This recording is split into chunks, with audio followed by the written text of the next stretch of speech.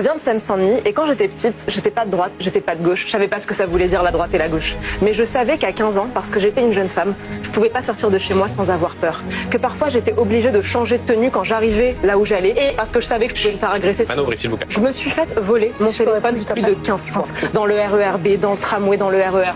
Et quand je rentrais chez moi, j'avais les larmes aux yeux. Et j'avais honte de dire à mes parents qu'ils devaient me racheter un téléphone parce que je pensais que c'était de ma faute si je m'étais fait agresser.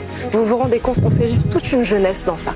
Toute une jeunesse. Et c'est pas de l'idéologie de vous dire ça. On est des millions à l'avoir vécu. Je pense que beaucoup de gens qui m'écoutent là ce soir, qui sont pas forcément des gens de droite, encore moins d'extrême droite, se disent que ça n'est pas possible de vivre comme ça dans un pays comme la France. On est un grand pays. C'est pas possible de s'habituer à ce genre de choses. C'est pas possible que Manon Aubry veuille me rentrer dedans et me couper la parole parce que je dis simplement le vécu de jeunes filles. Il y a des mesures de bon sens qui peuvent trouver un consensus. Elles trouvent un consensus chez les Français et elles n'arrivent pas à trouver de consensus ici. Avoir des frontières, par exemple, c'est quelque chose de banal. Tous les pays ont des frontières. On a eu des frontières pendant des siècles. Il suffirait simplement de s'y remettre. L'Algérie a des frontières, la Tunisie a des frontières, les États-Unis ont des frontières.